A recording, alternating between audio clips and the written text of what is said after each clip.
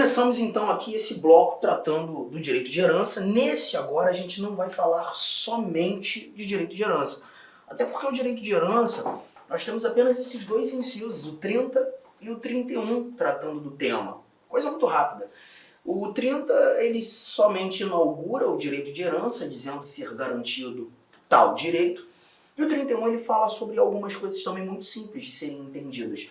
A sucessão de bens de estrangeiros situados no país será regulada pela lei brasileira em benefício do cônjuge ou dos filhos brasileiros, sempre que não lhe seja mais favorável a lei pessoal do decújio. O que a gente percebe aqui? O nosso Constituinte está dizendo que estrangeiros, eventualmente detentores de bens no Brasil, será regulada pela lei brasileira, né? Então, se porventura um indivíduo é italiano, é alemão, é português, mas tem bens situados no Brasil, todo o processo de sucessão de bens ele será regulado pela legislação brasileira, por óbvio, pois nós temos esses bens situados no Brasil. Todavia, é possível em que a lei do país deste estrangeiro que acaba de falecer, a lei do país dele se mostrar mais benéfica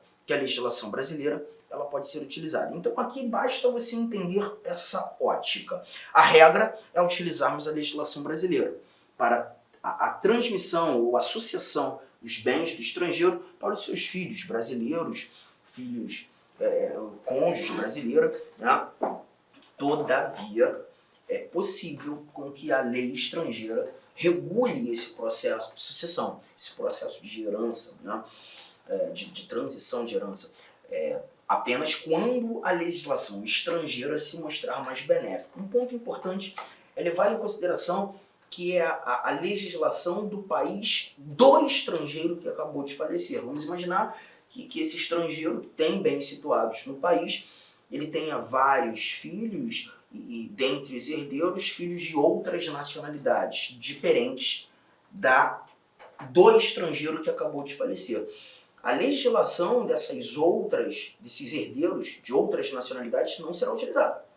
Apenas a lei pessoal do decújios. E quando nós falamos decújios, nós estamos tratando do estrangeiro que faleceu. Tudo bem? Simples assim. Simples assim. O nosso inciso 32, nós já tratamos dele, que fala da defesa do consumidor, um exemplo que eu já apontei novamente quando tratando da classificação das normas constitucionais, plena, contínua, limitada. O 33 nós falamos num bloco anterior, agora há pouco, quando demonstrando o direito de informação. E o 34 é um assunto que a gente trabalha junto aos remédios constitucionais.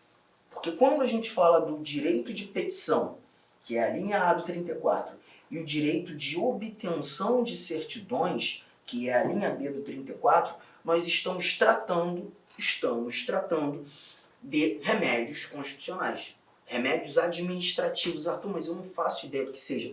Nós temos um bloco, um tópico, alguns vídeos tratando dos remédios constitucionais. Vamos falar do habeas corpus, habeas data, mandado de segurança, mandado de injunção e a ação popular. E nesse ambiente, eu também trabalho o direito de petição e o direito de certidão. Vocês terão a oportunidade de assisti-los logo após o estudo desses vários incisos do artigo 5º. Firmeza? Então, eu não vou me preocupar com o inciso 34 nesse momento. Inciso 35. O inciso 35 diz pra gente que a lei não excluirá da apreciação do Poder Judiciário lesão ou ameaça a direito. Aqui você tem o chamado princípio da inafastabilidade da tutela jurisdicional. Princípio da inafastabilidade. Princípio da inafastabilidade da tutela jurisdicional ou princípio da inafastabilidade de jurisdição. Mas alguns doutrinadores mais tradicionais costumam chamar também de princípio do amplo acesso à justiça.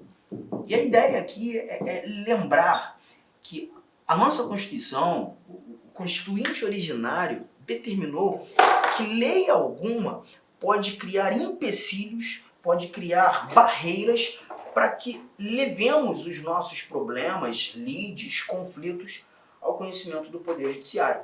Eu não tenho a necessidade de tentar resolver os meus problemas em caráter administrativo primeiro, para que, apenas não conseguindo resolver nesse ambiente, nesse contexto, ter a oportunidade de provocar o judiciário negativo. Eu já tenho a oportunidade de ir direto ao judiciário para buscar solucionar eventuais lides, eventuais litígios. Legal? É justamente o que busca tratar o nosso princípio da inafastabilidade da tutela jurisdicional. A lei, normas infraconstitucionais, normas abaixo da Constituição, não excluirão a apreciação do Poder Judiciário em relação a eventuais lesões ou ameaças aos direitos fundamentais. Tudo bem? Agora tome cuidado que no texto constitucional, aí a gente está falando do próprio texto constitucional, em alguns momentos nós somos condicionados à tentativa de solução dos nossos problemas. Por exemplo, se você chegar aí no artigo 217, deixa eu dar um pulinho lá para ler com vocês. O artigo 217, ele trata de um assunto interessante. Eu vou te dar apenas esse exemplo, tá? Eu posso até trazer alguns outros exemplos, mas em se tratando de leitura, eu vou te mostrar apenas aquilo que o artigo 217 nos apresenta. Ele fala de desporto, atividades desportistas. E aí traz pra gente o seguinte: se você localizou o 217 da Constituição, você vai me acompanhar. Caso contrário, me ouvir.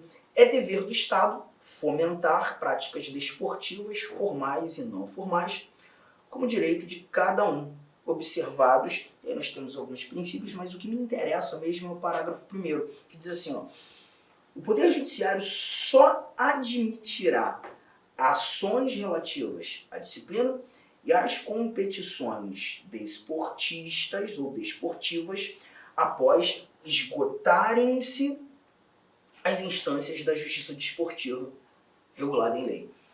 Na televisão você escuta muito, você que gosta de esporte, né, sobre o TJD, Tribunal de Justiça Desportivo, ou STJD, o Superior Tribunal de Justiça Desportivo, mas é importante lembrar que o TJD, o STJD, não fazem parte do Judiciário. Não são órgãos do Poder Judiciário, não são órgãos jurisdicionais. Essa justiça desportiva é uma justiça administrativa. Os julgadores que lá estão não são magistrados, não foram concursados, não são indivíduos que participaram ou prestaram um concurso público de provas e títulos para o exercício jurisdicional.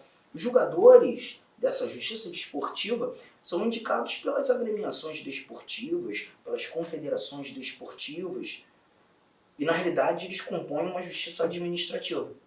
Detalhe é que esse parágrafo 1º do nosso artigo 217, ele determina que os questionamentos, os litígios desportivos, eles só podem chegar ao judiciário depois de se esgotarem as vias administrativas. Eles só podem chegar ao judiciário depois da tentativa de solucioná-los na via administrativa.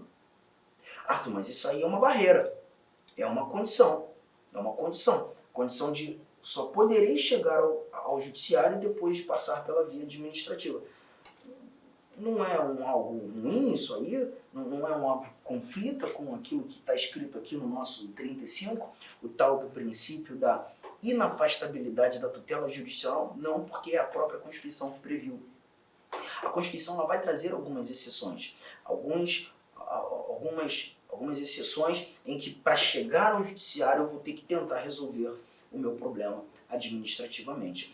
O que o nosso inciso 35 determina é que a lei, norma infraconstitucional, não possa criar não criem esses empecilhos, essas barreiras, essas condições. Legal? Então, tome cuidado com essa informação. Tá? Quando nós estudarmos remédios constitucionais, quando nós falarmos, por exemplo, do habeas data, o habeas data também se perceberá que é uma ação judicial, né, uma ação que será julgada pelo judiciário. O habeas data ele só pode ser levado ao conhecimento do judiciário depois aquele indivíduo tentar resolver o seu problema administrativamente. Eu falo muito sobre isso quando nós chegarmos aos remédios. Outro ponto é quando a gente trata das discussões dos litígios previdenciários, né, para se discutir uma eventual ofensa a um benefício previdenciário, eu vou ter que tentar resolver isso em caráter administrativo primeiro. Não resolvendo administrativamente, eu parto para o judiciário. Então a gente está percebendo que existem algumas exceções. Nesse caso, a regra é não haver empecilho. É o Poder Judiciário estar de portas abertas ao exame dessas discussões. Esse é o nosso princípio da inafastabilidade da tutela jurisdicional. A lei não excluirá da apreciação do Poder Judiciário lesão ou ameaça de direito. E aí, desse 35, eu já vou aproveitar e partir para o inciso de número 37, que está aqui na tela. 37, ele traz para a gente vai voltar para falar dos outros, tá? Mas o 37, ele traz o seguinte, olha aqui, ó. Não haverá juízo ou tribunal de exceção. E quando a gente trata do 37, nós estamos levando em consideração o chamado princípio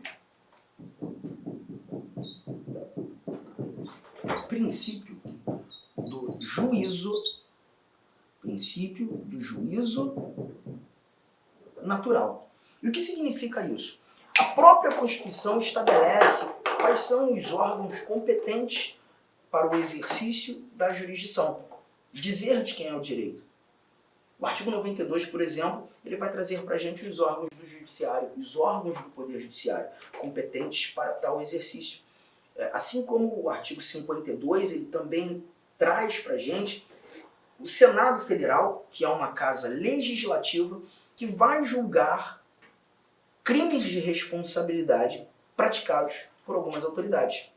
Ainda que seja uma casa legislativa... Olá, meus amigos, minhas amigas. Inicialmente eu peço licença a vocês, mas esse vídeo é um vídeo demonstrativo do nosso site Lá Concursos, com a intenção das pessoas, nossos futuros alunos, conhecerem a nossa metodologia e conhecerem, claro, a qualidade do nosso curso. Você quer fazer esse nosso curso completo, atualizado, ponto a ponto, curso bastante enxuto, um curso que eu tenho certeza absoluta, se você estudar pelo nosso material, no nosso material irá constar 100% de sua prova. Pode ter certeza disso. Sabe quanto que está o investimento? Parcela única de apenas, olha aí, R$ 149,90. Vai lá, investe lá um pouco no seu conteúdo. Eu sei que aqui na internet, no YouTube, é de graça, tudo bem, a gente coloca esse vídeo aí sem problema nenhum, mas quer estudar, quer ter uma coordenação, vem fazer parte do nosso Personal Coach, que eu estudo em regime de metas. Aqui não são todas as aulas, não, lá tem outras aulas importantíssimas. Tudo bem? Então venha estudar com a gente, tem um link de matrícula aqui, qualquer coisa você pode entrar em contato com a nossa central de atendimento. Eu espero vocês aqui na Lá Concurso. Forte abraço, fique com Deus, tchau, tchau.